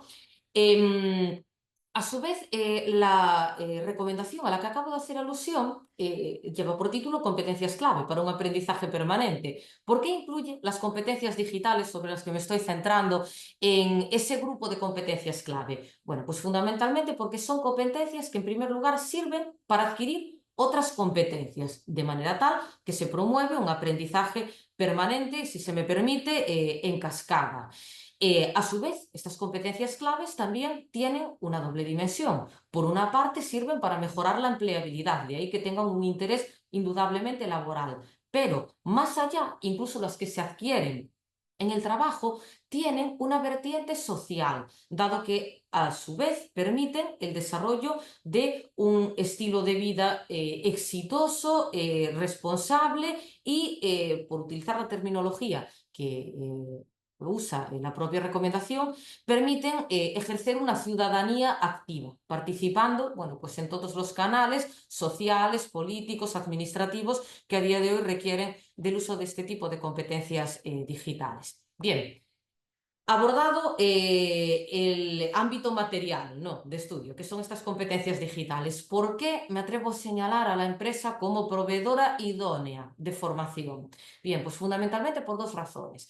Porque la formación en competencias digitales ha de ser una formación continua, dado que se trata de una materia que está en constante evolución. Y la empresa es el sujeto que está capacitado para detectar antes y diagnosticar con mayor precisión un déficit de formación, un déficit en la cualificación del trabajador. Y, en segundo lugar, la segunda razón que señala a la empresa como proveedora idónea de formación tiene que ver también con el carácter transversal de muchas de las competencias que a día de hoy requiere el mercado laboral. ¿Por qué? Porque aunque se ha hablado mucho acerca del auge de las profesiones STEM vinculadas a las matemáticas, ingeniería, tecnología, ciencias, lo cierto es que el proceso de digitalización ha permeado toda la estructura profesional, no ha afectado solo al auge de esas profesiones especializadas, sino que a día de hoy, desde profesiones que entrañan funciones manuales hasta las más cualificadas, requieren un tipo de competencias digitales que son accesorias, que son instrumentales y para las cuales la formación en el trabajo resulta idónea. Entonces, a raíz de todo eso, bueno, pues se considera adecuado abordar la formación en el trabajo y en concreto, para precisar el tema, me ha parecido particularmente relevante abordar a día de hoy el derecho de las personas trabajadoras a recibir formación de la empresa. Derecho que a día de hoy podríamos enfocar desde dos perspectivas.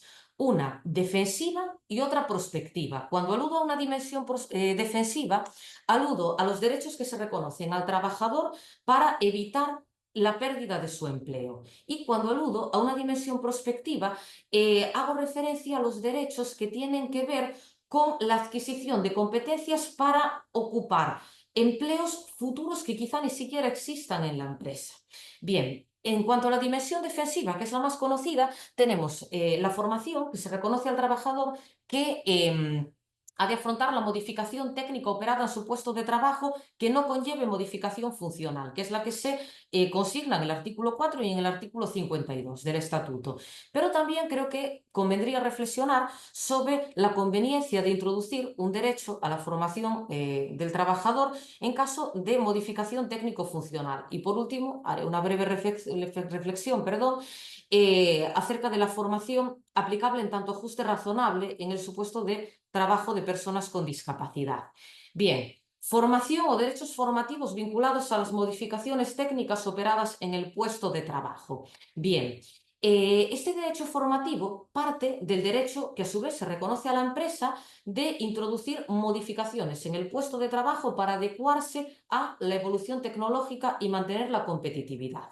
El Estatuto de los Trabajadores, como recordamos, se lo permite siempre que sean razonables, es decir, susceptibles de mejorar el proceso productivo, no conlleven en principio modificación funcional alguna y se ofrezca al trabajador una formación destinada a adaptarse a esa modificación previa.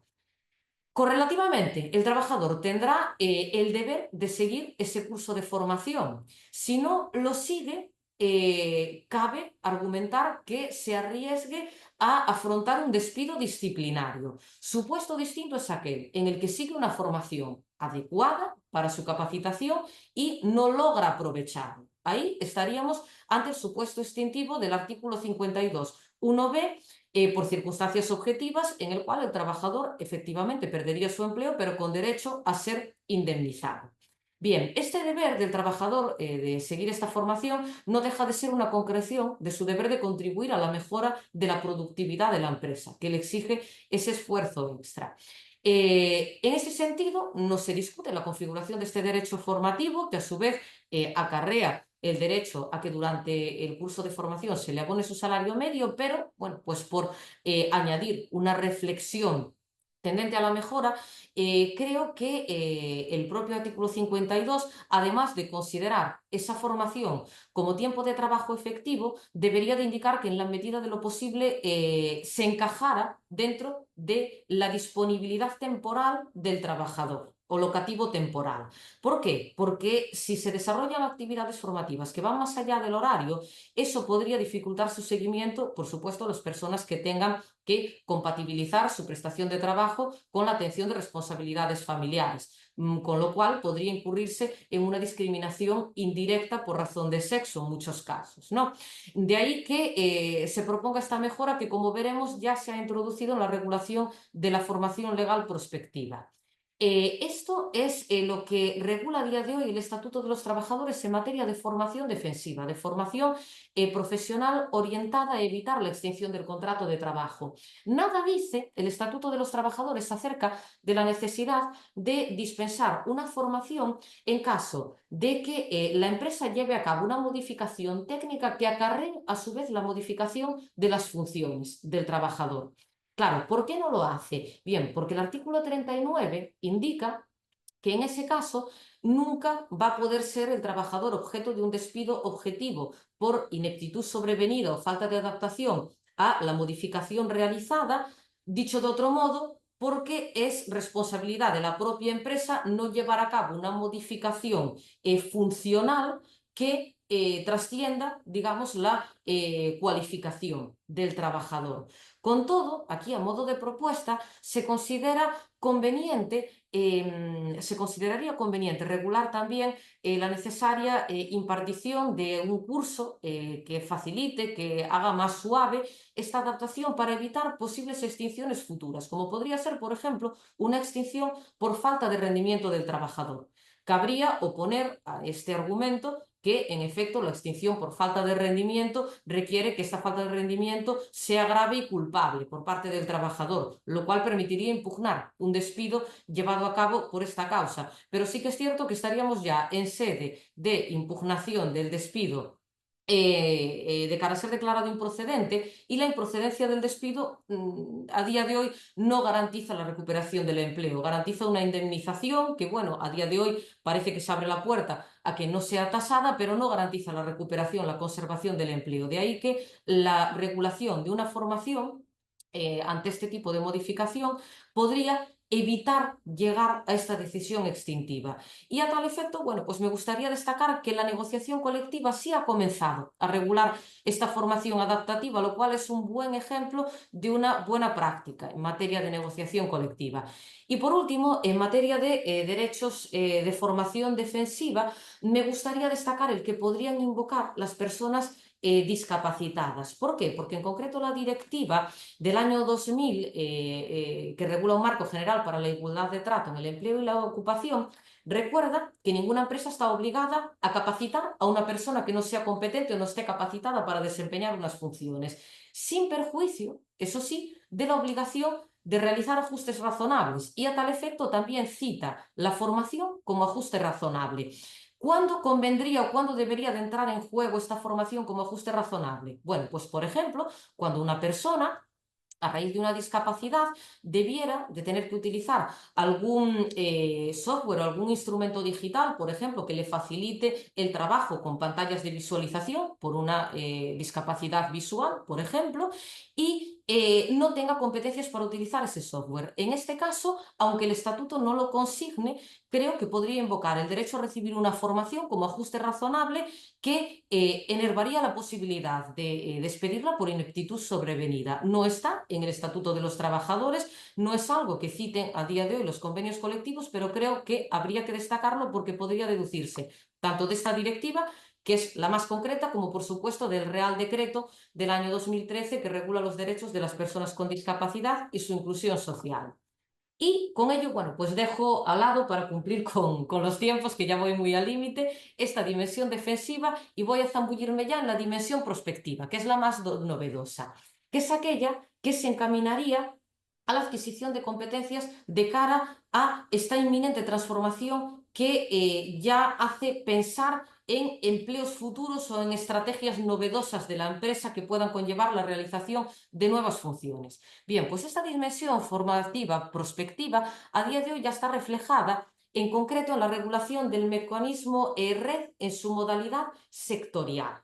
Que es una regulación, bueno, pues que yo creo que resulta bastante interesante, dado que permite el desarrollo, obliga a plantear un plan de recualificación en el que se pueden incluir funciones que no guarden relación directa con la actividad de la empresa, que esta es una limitación que todavía sigue mencionada en la regulación de la formación para el empleo, de manera tal que las empresas que activen este mecanismo pueden diseñar un plan de formación que no tenga que ver con las funciones actuales, sino con funciones futuras, a fin de capacitar a los trabajadores para iniciar una nueva singladura profesional dentro de la empresa, o incluso, bueno, pues que puedan aprovechar fuera de ella.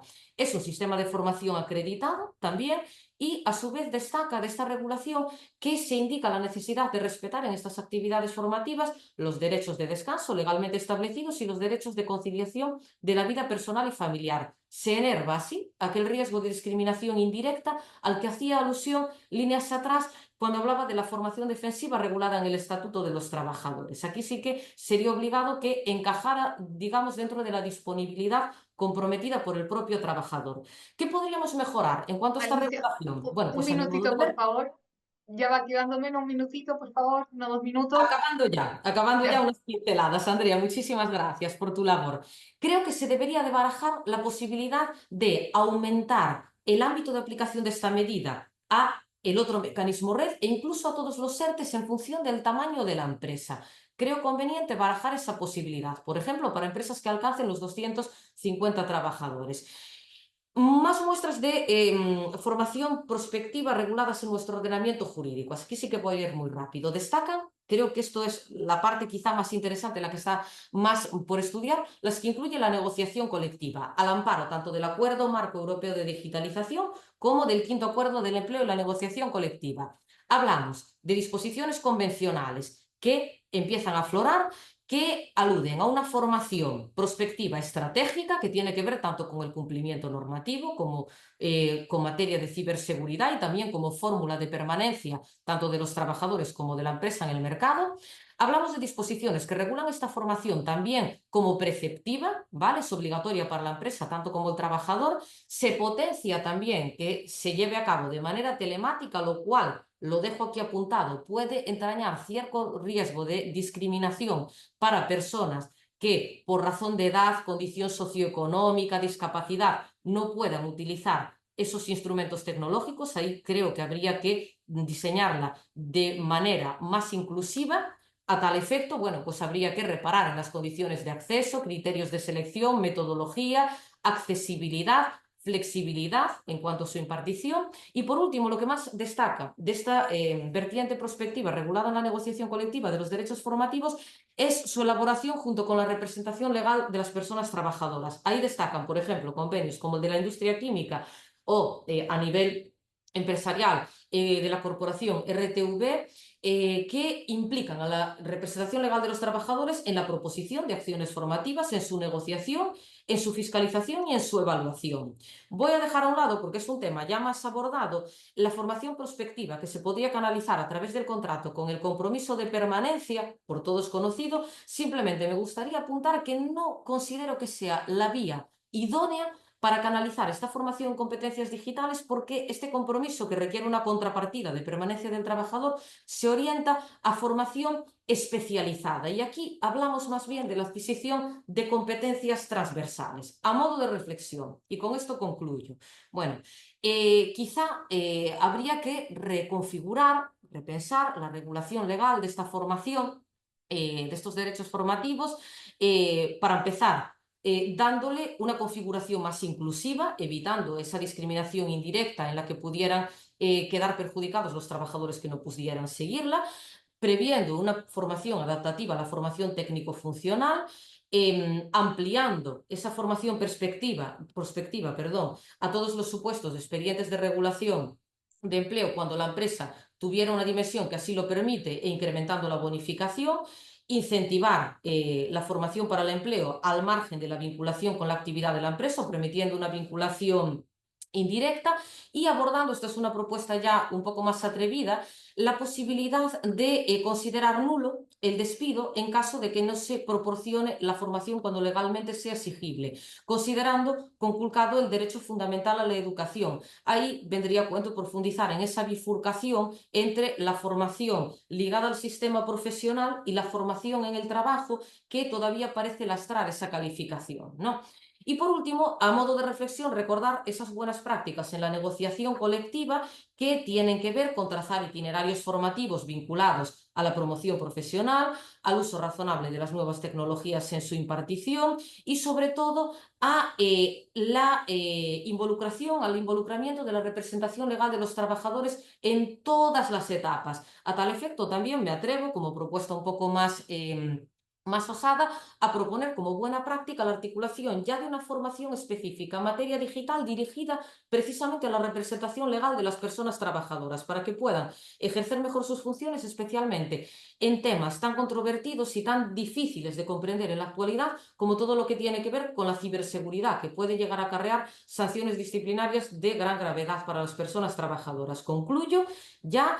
Agradezco su excelente labor de moderación a la profesora Andrea, y quedo a su disposición para el debate que espero que tengamos la oportunidad de disfrutar ahora. Muchas gracias por su atención. Gracias a ti, Alicia. Bueno, ahora abrimos entonces un espacio de preguntas. Pueden mandarlas por el chat o pueden también alzar la voz. No sé si hay alguien que tenga alguna pregunta que quisiera compartir. Vamos a dar unos minutitos. Mientras quizás alguien se entusiasma, bueno, yo le puedo preguntar a Ferran, que me quedó la duda, o sea, muy interesante tu ponencia. Tú hablabas de un solo sistema de formación profesional y frente a eso siempre pienso cómo se gestionan esto, cómo las políticas requieren una gobernanza especial para poder coordinarse. En este caso tendríamos al Ministerio de Educación, el Ministerio del Trabajo. Hacemos, tú mencionas Ministerio del Trabajo, que esté a bordo de esto y que sea el que lo lleve, pero sería quizás prudente generar una nueva agencia, por ejemplo, que los coordine a ambos, o cómo se podría llevar esto a la práctica, porque son como dos buques que hay que hacer que funcionen de manera coordinada. No sé si lo has pensado algo. Efectivamente, Andrea, yo creo que has sacado uno de los temas principales de mi intervención. De hecho, ha dado lugar a que el señor César de la Fuente en el chat exponga también una opinión diciendo que sería necesario coordinar a todas las administraciones bajo el paraguas de un mismo plan estratégico.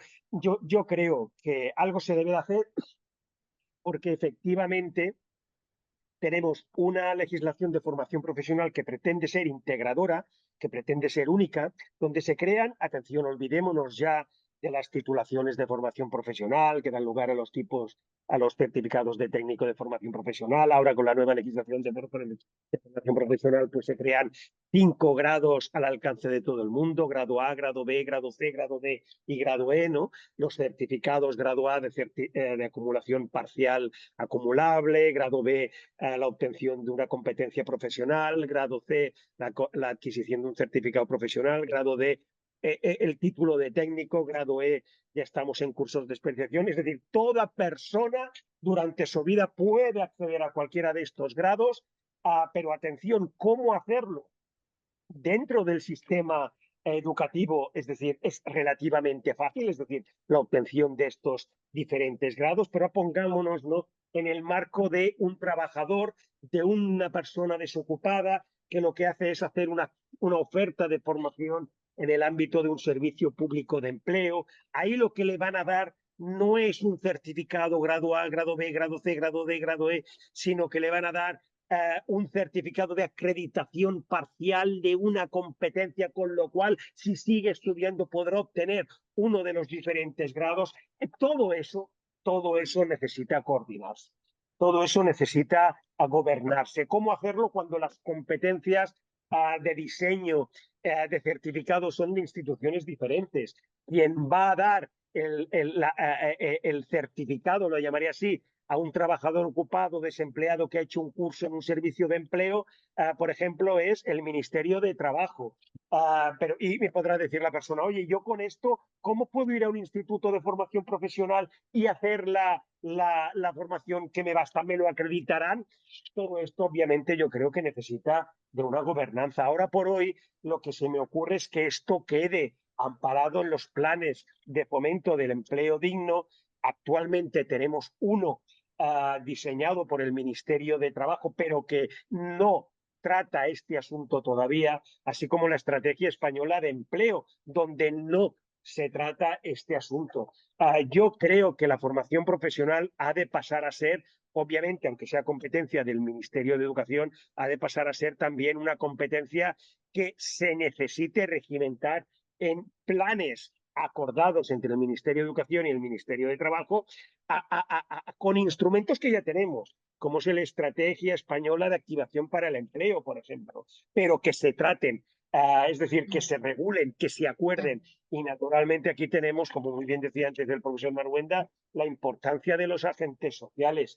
Yo creo que los agentes sociales, también ya sea en el ámbito privado como en el ámbito público, deben incluir en sus acuerdos estas necesarias transiciones, esta necesaria promoción para que las personas trabajadoras se sigan formando. Sí, sí, total, total. Vamos a ver un segundo si... también si hay alguna otra pregunta. Alicia, yo tenía también una duda respecto a absolutamente de acuerdo que la automatización, sin duda, ese era el gran miedo, pero nos estamos dando cuenta que sí es efectivo, pero el riesgo es la transformación de los empleos y cómo preparamos a los trabajadores para eso. Ese es nuestro problema hoy en día. Entonces, este rol que tiene que tomar la empresa de pasar a ser un proveedor de formación o tener o sea, es un cambio también cultural que yo no sé si en tu investigación te tocó la oportunidad de conversar con empresas, con empleadores, no lo sé si has tenido una percepción de cuál es su visión al respecto, si se toman esa responsabilidad más allá de las obligaciones legales, si toman la responsabilidad de que también está en ellos formar a los trabajadores, y no solo en lo básico adaptable porque cambiamos la tecnología, sino para tener una fuerza de trabajo competente que a la empresa le sirva para una mayor productividad. No sé si pudiste percibir como la sensación ambiente, si es que está esa conciencia adquirida a nivel corporativo o no, o todavía falta también sensibilizar en esa materia. Muchas gracias, Andrea, por tu pregunta.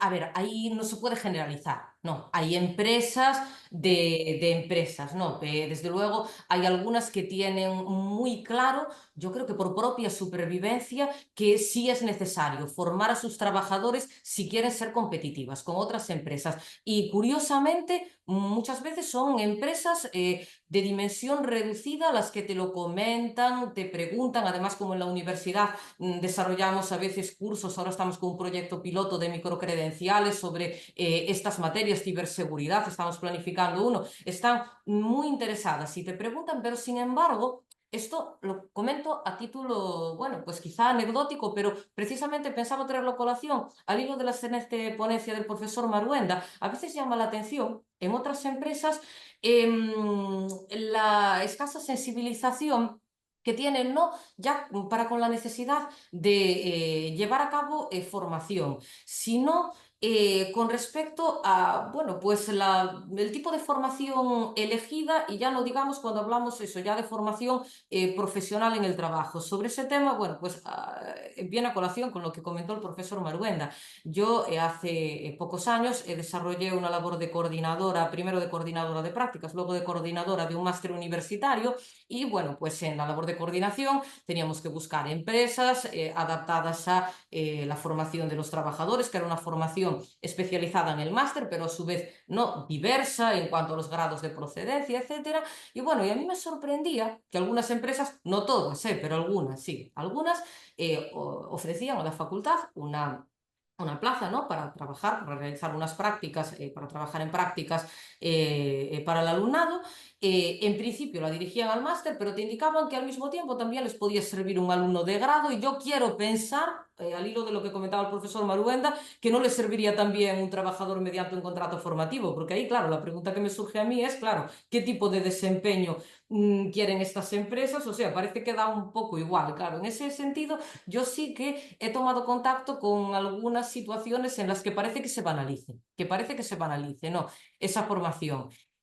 Pero con todo yo lo que sí te puedo comentar es que a raíz de hablar con empresas no del todo especializadas en ámbitos digitales, lo que hay es temor. Hay temor a la inadaptación de la propia empresa a este devenir tecnológico. Sucede que hay empresas que ya están más concienciados y digamos ya se han puesto manos a la obra, por lo menos a la hora de buscar formación adaptada. Lo que pasa es que, claro, sí que es cierto que se busca una formación a píldoras muy adaptadas a las necesidades de la empresa, porque claro, es lo que se pueden permitir, tampoco puedes aspirar a otra cosa, ¿no?